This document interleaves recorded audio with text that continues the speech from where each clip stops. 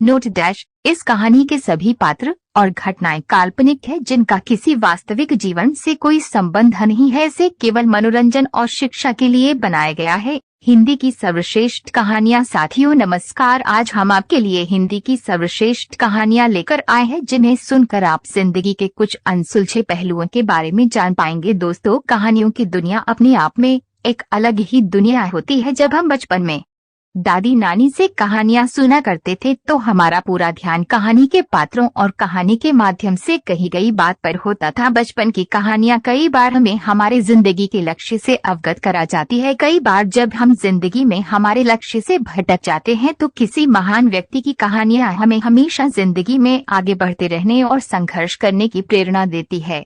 आज हम आपके लिए ऐसी ही कुछ कहानियां लेकर आए हैं, जिन्हें सुनकर आप खुद को ऊर्जावान महसूस करेंगे।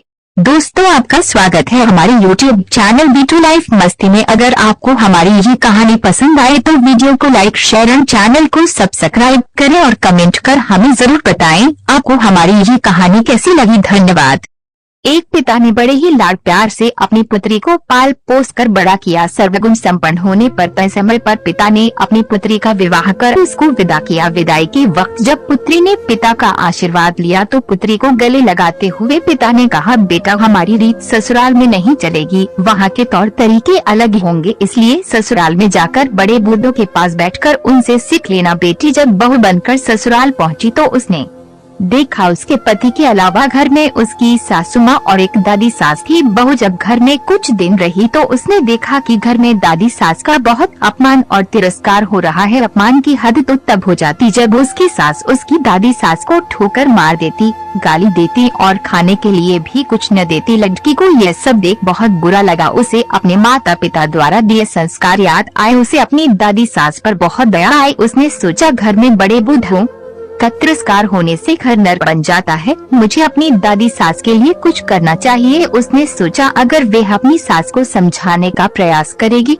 तो उसकी सास उसके साथ भी इसी तरह का बर्ताव करने लगेगी। उसने खुद अपनी दादी सास की सेवा करने का सोचा। वह रोज घर का काम खत्म करके अपनी दादी सास के पास बैठ जाती और उनके पैर दबाती। कुछ दिनों बाद ही सास को बहू का इस तरह दादी सास के पास बैठना और उनकी सेवा करना अच्छा नहीं लगने लगा। एक दिन सास ने बहू को बुलाया और कहा, बहू, तुम घर का सारा काम छोड़कर हमेशा दादी सास के पास क्यों बैठी रहती हो? बहू को पता था कि एक नए दिन उसकी सास उससे यह सवाल जरूर पूछेगी। बहू ने कहा, माँ जी, मैंने घर का सारा काम खत्म कर लिया है, अगर फिर भी कुछ बाकी रह गया है तो काम बताइए। सास बोली, काम तो कुछ नहीं है, लेकिन दिन भर दादी सास के पास बैठना ठीक बात नहीं।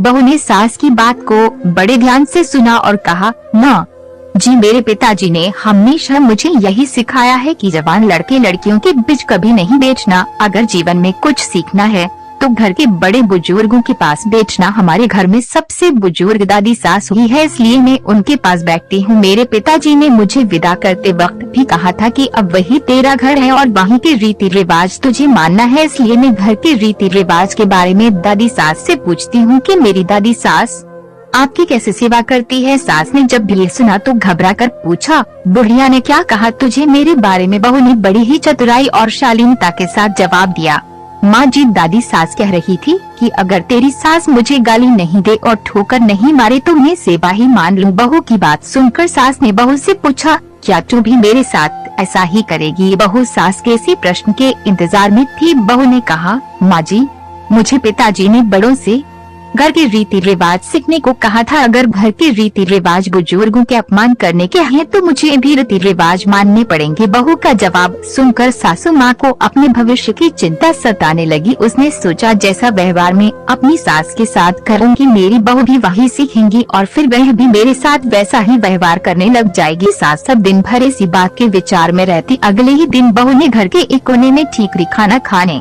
का एक मिट्टी का बर्तन इकट्ठा करना शुरू कर दिया। घर के कोने में ठीकरी पड़ी देख सास ने बहू से इतनी सारी ठीकरी इकट्ठा करने का कारण पूछा। बहू, तुमने ये ठीकरी क्यों जमा की है? बहू ने बड़ी ही विनम्रता से कहा, माँ जी, आप दादी सास को ठीकरी में ही भोजन देती है, इसलिए मैंने सोचा कि बाद में ठीकरी मिले न मिले, इसलिए अभी से ही आपके लिए ठीकरी जमा कर देती हूँ। बहू का जवाब सुनकर सास घबरा गई और उसने पूछा, तो मुझे ठीकरी में खाना परोसेगी क्या? बहू ने कहा, माँ जी, मेरे पिताजी ने कहा था कि यहाँ के रीति रिवाज वहाँ नहीं चलेंगे, वहाँ की रीति अलग ही होगी। अब जो यहाँ की रीति है मुझे वैसे ही करना होगा। बहू की बात सुनकर सास ने कहा, ये यहाँ की रीति थोड़ी ही है, तू अब दादी सास को थाली में भोजन दिया करना। बहू सास की बात सुनकर बहुत खुश हुई। बहू की चतुराई से अब दादी सास को थाली में भोजन मिलने लगा। अगले दिन बहू ने देखा कि घर में सबके खाने के बाद बचा हुआ खाना बूढ़ी दादी सास को दिया जाता था। बहू उस खाने को बड़े गौर से देखने लगी। बहू को इस तरह खाने को देखने पर सास ने पूछा, बहू क्या देखती हो? बहू ने कहा, सीख रही हूँ घर में बूढ़ों को क्या खाने को दिया जाना चाहिए। बहू की बात सुनकर सास ने घबरा कर कहा, बेटा ये कोई घर की रीत थोड़े है, कल से तू दादी सास को पहले भोजन दिया करना। बस अगले दिन से ही दादी सास को बढ़िया भोजन मिलने लगा। धीरे धीरे बहू ने सास की सारी आदतों को बदल दिया। अगर बहू अपनी सास को उपदेश देती कि उन्हें बड़े बूढ़ों के साथ इस तरह का व्यवहार नहीं करना चाहिए तो सास उसकी बात कभी नहीं मानती। इसलिए आज की युवा पीढ़ी को चाहिए कि उपदेश देने की बजाय खुद के आचरण में सुधार करना चाहिए। इसलिए कहा गया है, बातों का असर नहीं पड़ता आज। दोस्तों, अगर आपको हमारी ये कहानी पसंद आई हो तो वीडियो को लाइक, शेयर और चैनल को सब्सक्राइब करें और कमेंट कर हमें जरूर बताएं आपको कहानी कैसी लगी। फिर मिलते हैं एक और इंटरेस्टिंग कहानी के साथ। तब तक आप चैनल में मौजूद और कहानियों को सुनिए। धन्यवाद।